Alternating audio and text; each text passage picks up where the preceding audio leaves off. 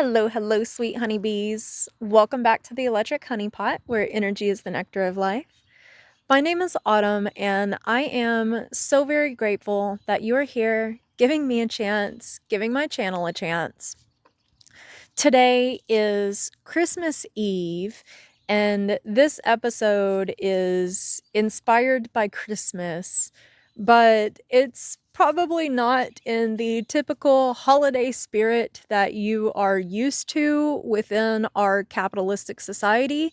Because in this episode, I'm going to talk about how Christmas as we know it is a scam that is based upon lies. Every single year, we are programmed to buy and consume new items, even if we don't necessarily need them. There are quite literally commercials and ads that will even guilt and pressure us into consumerism and a materialistic mindset. You'll even hear things like, show them how much you care on ads when it comes to Christmas commercials and buying gifts. Imagine you are a parent struggling to support your family throughout the majority of the year.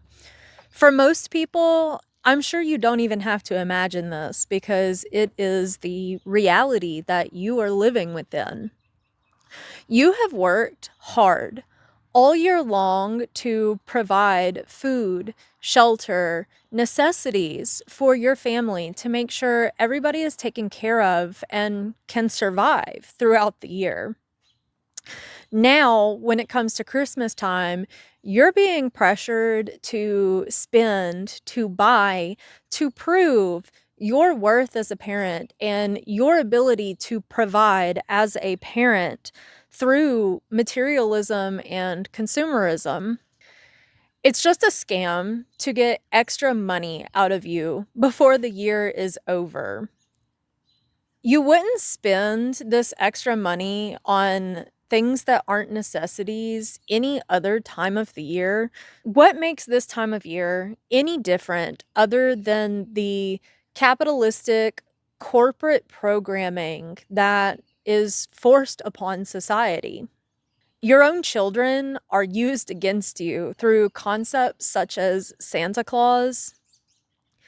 They're taught from childhood that good behavior is about being rewarded with material possessions and gifts rather than good behavior just being something that they're supposed to do because it's the right thing to do, it's the moral thing to do. We're taught that happiness comes from items and physical possessions, not from inside of us, something that we create for ourselves within through self-love and self-worth. We are programmed to believe that love and success are defined by what we can provide to our families in terms of physical possessions and luxuries rather than our presence within their lives and what we positively provide for them through our presence or what we positively provide to the world around us. This time of the year is marketed as a time of giving, but the concept of giving has been completely corrupted through consumerism and capitalism. We're taught that giving is about buying someone that brand new phone when their old phone is only a year old and still perfectly usable just because it's not the latest model. Or perhaps giving is about purchasing them that new car because it has a few extra bells and whistles that their old car with life still on it doesn't have. Or maybe it's about buying jewelry or designer items because these are things that tell the world that they are somebody. Or maybe it's about buying the latest fashion of clothes when they still have a walk-in closet full of clothing and enough outfits to wear something different every single day for the next month without repeating an item. Let's talk about the concept of Santa Claus and where the time of giving idea even comes from. Saint Nicholas was a 4th century bishop from Myra, which is current day Turkey.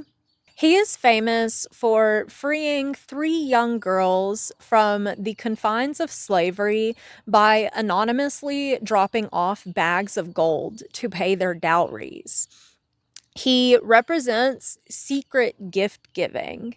His legacy is one of selflessness and charity and helping children that are in less fortunate situations, which is a far cry from the modern day concept of Santa Claus, where children are bought material possessions that aren't even necessary as a reward of good behavior and obeying authority figures. And then the modern day version of Santa Claus brings children to question their value and their worth to their families and to society as they compare themselves to other children that may have more than them, or their parents compare themselves to other parents that are able to provide more materialistic goods than they can, when that isn't what's important in life and that isn't what makes a good parent or defines a human being's self-worth.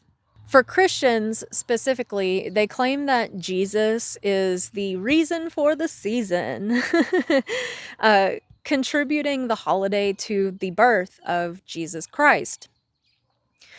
Based on shepherd activity and astronomical events such as the Star of Bethlehem, it is actually more likely that the birth of Jesus took place within the spring or even the fall, not during winter. In fact, December 25th was actually established as the birth of Christ by the Roman Christian Church in the 4th century, which was hundreds of years after the life of Yeshua even took place. And it's really interesting because the date of this Roman Christian holiday actually aligns with the dates of pagan winter solstice, which this year took place on December 21st. It's not the exact day, but it aligns with the winter solstice. And the pagan winter solstice is all about celebrating hope, renewal, and rebirth, because the winter solstice marks the time when planet Earth's axis is at its furthest tilt. So we have the longest night of the year, and then the winter solstice means that the days are going to get longer and longer once the solstice passes. So it means that light is returning to the planet after a period of darkness. And I find it very interesting that Jesus, Yeshua, is referred to as the Son of God. And then he's also referred to as the light of the world. And here is the Roman Catholic Church aligning his fictional birth with the winter solstice, which is seen in pagan cultures as the rebirth of the sun. To me, this feels like the Roman Christian Church's attempt to manipulate the truth and control the narrative of Christ.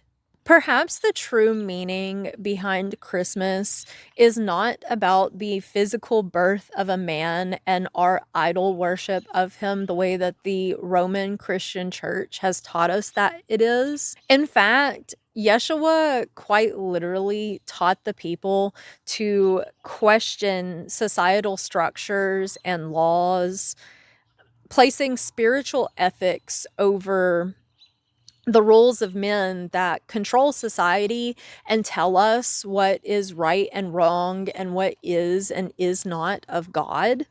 Yeshua was an advocate for the marginalized and disenfranchised. He ate with sinners. He defended women that were about to be stoned to death for adultery. And he quite literally criticized religious elitism. He directly threatened Roman control over the people and over society, and this is what led to his crucifixion. He taught the people about the existence of this inner kingdom found within them. And you access this inner kingdom through the concepts of love and mercy. What if this inner kingdom is actually where we find God, and it's not found within these religious institutions such as churches or within Bibles that are written by men over centuries and then edited by men over centuries? If you were to ask me, Yeshua was the Son of God because he recognized that God existed within him, not within the systems that are claiming to be the spiritual authorities of God. He encouraged the general population to treat the poor and the misunderstood with dignity instead of shame and judgment, the way that society taught them to, which kind of mirrors modern day, where we quite literally shame people that are disenfranchised or people that are different from us. He advocated for things such as truth, transparency, and humility, recognizing that none of us are above anyone else and that truth is the most important thing that there is. He embodied the energy of heaven on earth, and he sought to teach absolutely anybody that would listen how to do the exact same thing through love and mercy and respecting your fellow man. Perhaps Yeshua was teaching us that Christ exists within each and every one of us, and we can connect to that Christhood by embodying God in the flesh, by showing love and mercy to the world and the people around us. We are taught by Christianity that we are only saved through belief in a Savior, not through works. But what if we are our own saviors? Jesus didn't come here and just believe. He quite literally put in work, and he taught the people that listened to him how to also put in work. What if we are all the children of God and we've just forgotten how powerful we are because we're taught that we're just supposed to believe and not actually empower ourselves? This Christmas, I ask you to question whether your beliefs and behaviors come from the kingdom that is found within you, or if they are influenced by the systems that were already put into place when you came into this world. Are your perspectives that of your own, or are they a byproduct of the pre-existing structures of religions and politics? Do your beliefs and actions positively contribute to the evolution of humanity and the creation of heaven on earth, or do they perpetuate the fear, hatred, and materialism of ego? Do your beliefs define your worth and who you are by things existing outside of you, or do you recognize the abundance of your own inner kingdom? Don't fall for the hype. Be the light in the world.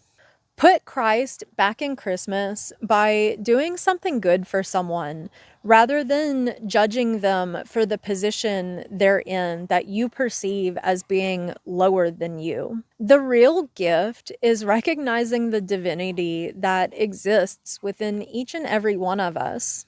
Yeshua once said that we will perform greater miracles than he did. And what if the true path of enlightenment and being blessed by God comes from being a blessing in someone else's life? You are the miracle. How can you bless someone? Just something to think about this holiday season as we move into this new year. I would like to believe that 2026 is going to have a great shift in humanity and the way that we perceive the world around us. And I personally believe that change and creating heaven on earth starts with us as individuals and embodying the consciousness of Christ through our actions. I hope you have an absolutely wonderful rest of your day, night, week, month, year, and life. May this holiday season be filled with love and joy, time with people that are special and contribute positive things to your life outside of material possessions, because true abundance is not measured within what we own or how much we buy. True abundance is measured within the love that we give to ourselves and that we give to others. I am so very grateful for the times that we are living in, even if they seem dark right now, because I am very grateful to be a light in this world and to be able to be a voice of truth, questioning the way that things are, questioning the structures that are in place, because questioning is how we learn how to problem solve. I'm so very grateful that you exist in this human experience with me, and we can get through this together. We are one, and we're all brothers and sisters meant to inhabit this planet and love one another and embrace our differences together. I love you so much. Remember to stay curious and question everything.